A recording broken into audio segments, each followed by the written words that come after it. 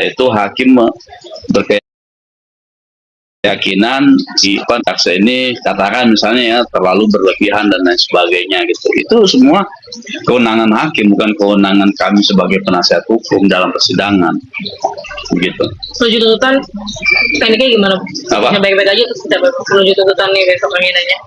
Alhamdulillah Niki itu sejak awal sampai hari ini kuat ya, perempuan strong ya kan. Nah, kuatnya dalam hal ini adalah karena dia tuh, makanya dia dalam kondisi menghadapi proses hukum ini dia sangat kuat gitu. Karena tadi itu bahwa dia dituduh melanggar pasal 369, dia sendiri merasa bahwa saya tidak pernah mencemarkan, membuka rahasia orang, ya. Tuduhannya kan begitu. Pasal 369 melakukan pengancaman dengan cara membuka rahasia gitu. Untuk tujuan mencari keuntungan dan lain sebagainya, ya kan? Nah, pertanyaan seriusnya rahasianya yang mana gitu loh. Kalau dikatakan rahasianya adalah sebuah produk, gitu kan, maka produk itu jauh sebelum permasalahan ini sudah terpublish gitu di media, ya kan. Nah, jadi menjadi pertanyaan serius, rahasia yang mana yang dipegang oleh Nikita gitu kan, itu yang sebenarnya menjadi persoalan.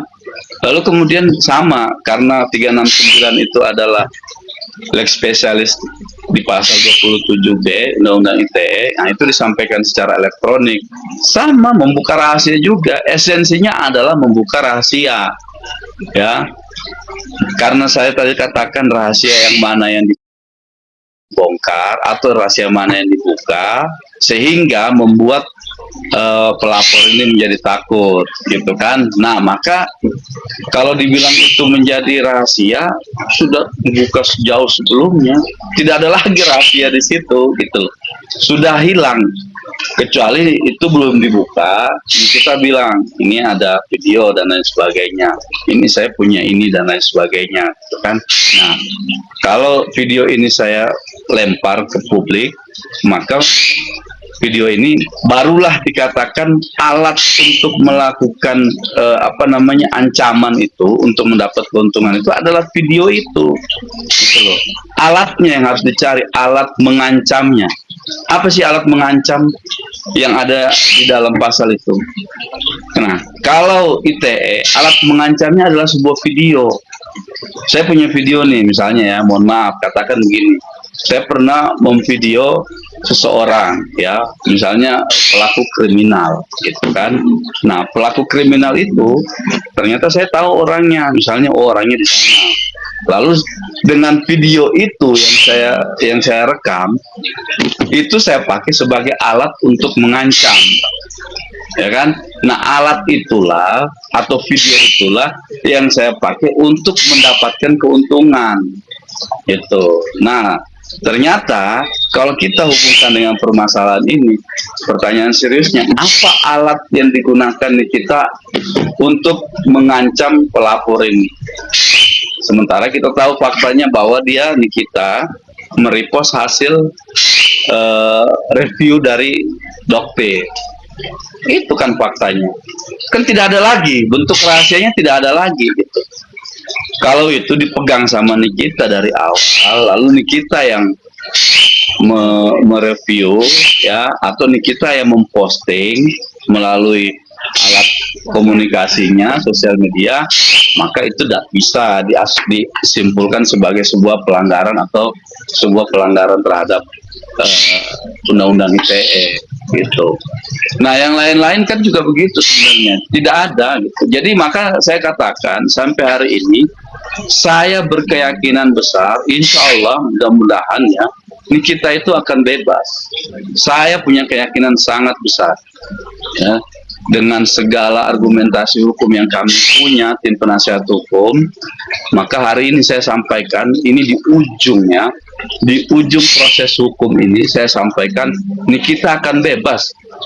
Kenapa saya yakin bebas? Ya karena saya melihat fakta itu semua, gitu. Kita melihat dari segi hukum, dari segi hukum baik formil maupun materialnya.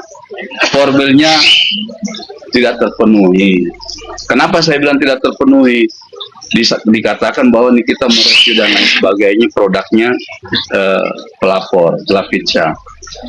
Lalu kita lihat fakta persidangan, dia sendiri bilang saya tidak masalah dengan produk saya direview dan lain sebagainya itu. Tapi yang saya masalah adalah ketika saya dikatakan sebagai abu-abu, begen, beruntusan. Ini formulnya kan sudah nggak kena gitu loh. Dakwaannya bilang bahwa ini kita itu melakukan review terhadap produk ini dengan jelek-jelek sehingga mengakibatkan kerugian bagi pelapor gitu. Nah ternyata kerugiannya bukan karena produk, kerugiannya itu karena dia dibilang abu-abu itu gitu loh. Nah itu dari segi formil keyakinan kami di tim penasehat hukum ini, insya Allah 100% berkeyakinan bebas. Keyakinan ya, ini kita kalau kita bicara keyakinan ya, namanya kita juga mendampingi kami yang ikut proses hukum ini dari awal gitu kan, sehingga pada akhirnya kami sampailah kepada tahap keyakinan itu bahwa nih kita harus bebas gitu. Dengan kontroversi yang siapa terjadi di persidangan, Ya, ledek hakim, ledek jaksa seperti apa nih Bang Ednya? begini, itu kan bukan meledek ya, bukan. Kan kita dalam kapasitas persidangan itu ada hakim yang memantau ya. Kalau itu dikatakan sebagai sebuah tindakan meledek, tentu pasti akan ditegur sama hakim. Kan beberapa kali hakim bilang, saudara diam, saudara diam. Itu kan sebagai bentuk, artinya ada perbuatan yang memang di luar dari kebiasaan bersidang gitu kan. Nah maka setiap kali ini kita ditegur begitu oleh majelis gitu, majelis hakim, ini kita diam. Tapi yang pada saat dia TikTok-nya begitulah, ya, ledek jaksa. itu bukan ledek itu. Iya itu bukan ledek. Kalau ledek pasti hakimnya sudah marah lah. Tapi faktanya hakimnya biasa aja. Ada berantem juga kan, kemarin juga dapat kontroversi lah setiap sidang gitu. Iya itu tadi saya sampaikan bahwa proses persidangan, perdebatan yang ada dalam persidangan itu adalah perdebatan intelektual ya. Forumnya itu forum intelektual. Orang-orang yang ada di pengadilan itu orang-orang yang berintelektual tinggi, yang pihaknya bermasalah di persidangan, baik jaksa, baik hakim maupun kami dan kita sebagai prinsipal itu diartikan, diasumsikan sebagai orang yang berintelektual tinggi gitu. Makanya kenapa pengadilan itu dikatakan sebagai forum intelektual gitu. Nah, kalau sudah dalam forum itu para pihak, khususnya hakim sebagai penengah tidak mempermasalahkan itu, lalu kenapa terhadap misalnya ada gerakan-gerakan tambahan yang dilakukan di kita itu tidak dimasalahkan oleh hakim, tidak ditegur juga oleh hakim, tidak tidak disuruh berhenti juga. Berarti itu bukan sebuah hal yang negatif gitu loh dalam proses persidangan. Banyak kok, ada juga orang yang teriak-teriak dalam persidangan. Itu semua harus dimaknai sebagai sebuah cara untuk mencari kebenaran gitu. Orang kan yang duduk di situ, dia merasa tidak salah ya, lalu dia mau melakukan perlawanannya itu disampaikan berupa ekspresi. Ada yang ekspresinya marah gitu kan, tiba-tiba teriak, ada yang ekspresinya dia menyampaikan perlawanannya itu sebagai dengan joget-joget mungkin gitu. Itu semua jangan diartikan sebagai sebuah yang negatif gitu dalam konotasi pemahaman kita gitu. Oke, sip.